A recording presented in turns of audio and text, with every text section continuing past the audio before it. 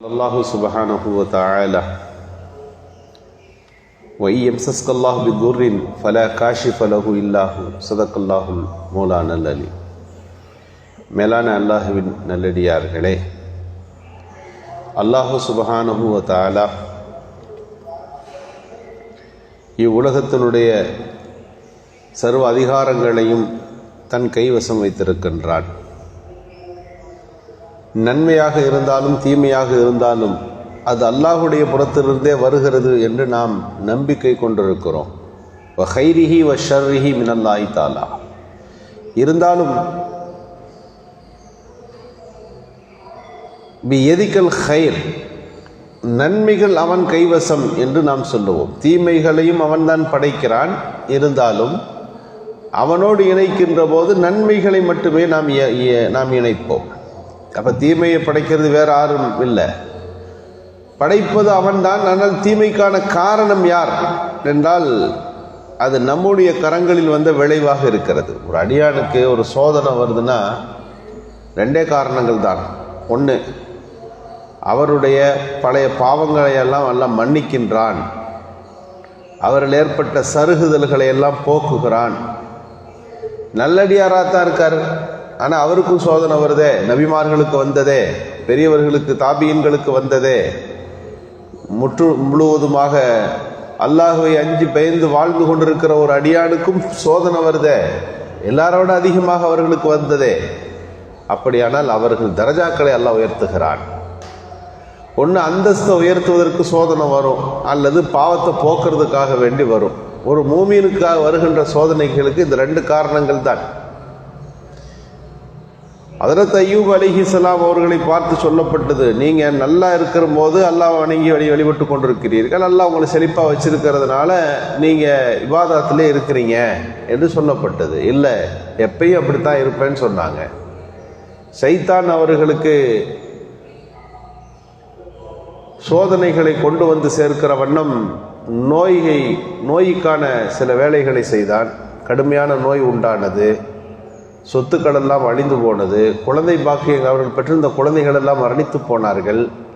கடுமையான நோய், உடல் 18 ஆண்டுகள் அவர்களுடைய உடலை நோய் வாட்டியது, புழுக்கள் அரித்தது. அப்போதும் அல்லாஹ்வுடைய சிந்தனையில் இருந்தார்கள். நன்றாக இருந்தபோது மட்டுமல்ல, சோதனையின் உச்சம், யா அல்லாஹ் எனக்கு ஒரு நோய் வந்திருக்கிறது, அந்த நோயை நீதான் நீக்க முடியும் என்று அல்லாஹ்விடத்திலே துவா செய்தார்கள். நோய் வந்திருக்கிறது என்பது நீ கொடுத்ததல்ல, நோய் எனக்கு வந்திருக்கிறது, அதை நிவாரணம் தருபவன் நீந்தான் என்று சொன்னபோது அல்லாஹு தாலா எல்லாவற்றையும் நீக்கினான், பழைய விஷயங்கள் அத்தனையும் மீட்டு கொடுத்தான் என்றெல்லாம் திருக்குர்ஆன் அவருடைய வரலாறை சொல்லுகிறது. அவரிடத்தில் இத்தனை ஆண்டுகள் நன்றாகத்தானே நான் இருந்தேன், இப்போதுதான் எனக்கு சோதனை வந்திருக்கு. 70 ஆண்டுகள் நான் சிறப்பாகத்தான் வாழ்ந்தேன், கொஞ்ச காலம் இந்த நோய் எனக்கு வந்திருக்கிறது என்று பழைய நன்றாக இருந்த தினங்களை அவர்கள் எண்ணினார்கள். அந்த சிந்தனையோட்டம் நமக்கு வரணும்.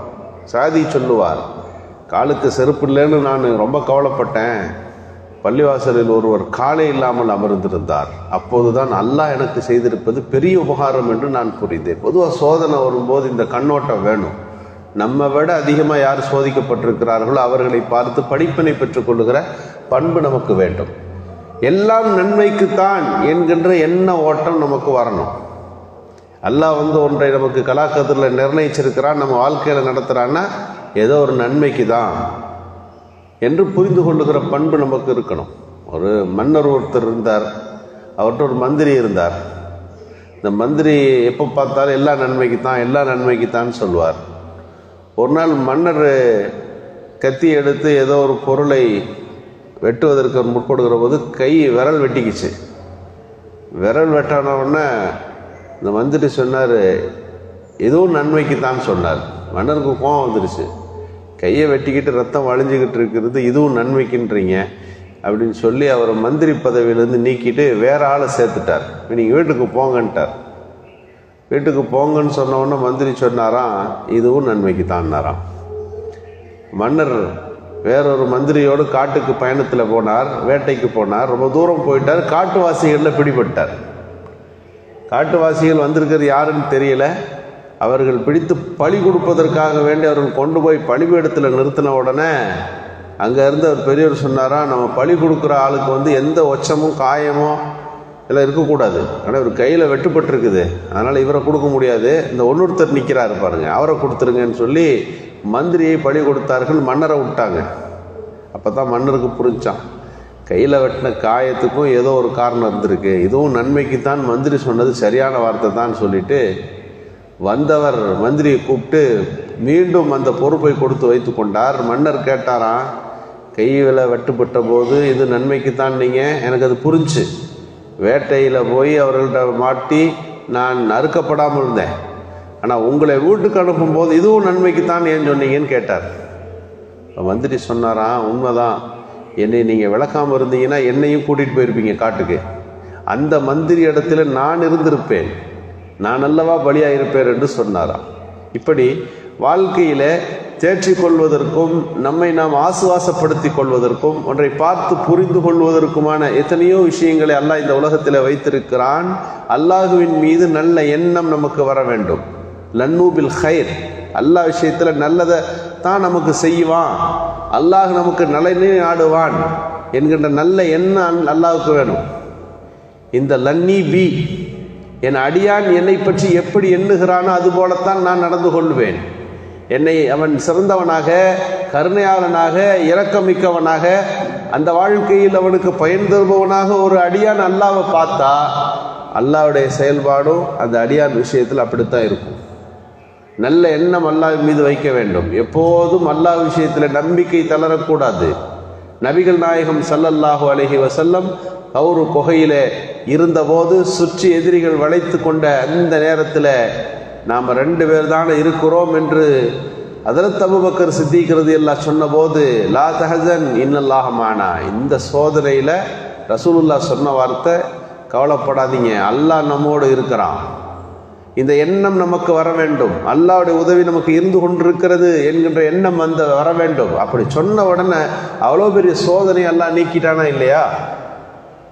மூசா அலைஹிஸ்ஸலாம் ஃபிரௌன்கிட்ட தப்பித்து போகிற போது நம்ம இன்னால முதரக்கூன், வசம்மா அகப்பட்டு விட்டோம், தப்பிக்கவே முடியாது என்று மூசா அலைஹிஸ்ஸலாம் சொல்லி மூசா அலைஹிஸ்ஸலாத்தினுடைய கூட்டத்தார்கள் சொன்ன போது,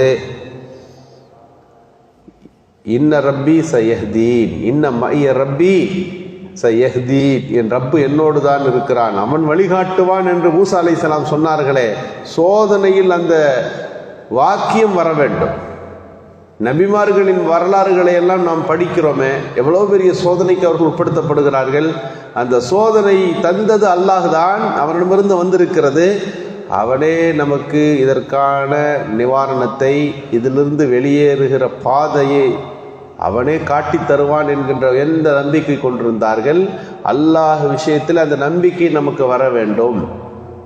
எனவே எல்லாவற்றையும் நிர்ணயிக்கின்ற ரப்புல் ஆலமீனுடைய தர்பாரை நோக்கி நம்முடைய கரங்கள், யா அல்லாஹ், எங்களுடைய வாழ்வாதாரத்தை, எங்களுடைய ஆயுளை, எங்களுக்கு நீ விதித்திருக்கின்ற விதியின் அந்த வரிகளை சிறந்ததாக நீ ஆக்கி வைப்பாயாக, நலன்மிக்கதாக ஆக்கி வைப்பாயாக என்று நாம் அதிகம் அதிகம் இது போன்ற நல்ல தினங்களில் பிரார்த்தித்து கொண்டே இருக்க வேண்டும். அல்லாஹு சுப்ஹானஹு தஆலா நம்முடைய பிரார்த்தனைகளை ஏற்று நிறைவானதொரு வாழ்க்கையை நல்குவதற்கு அவன் காத்திருக்கிறான்.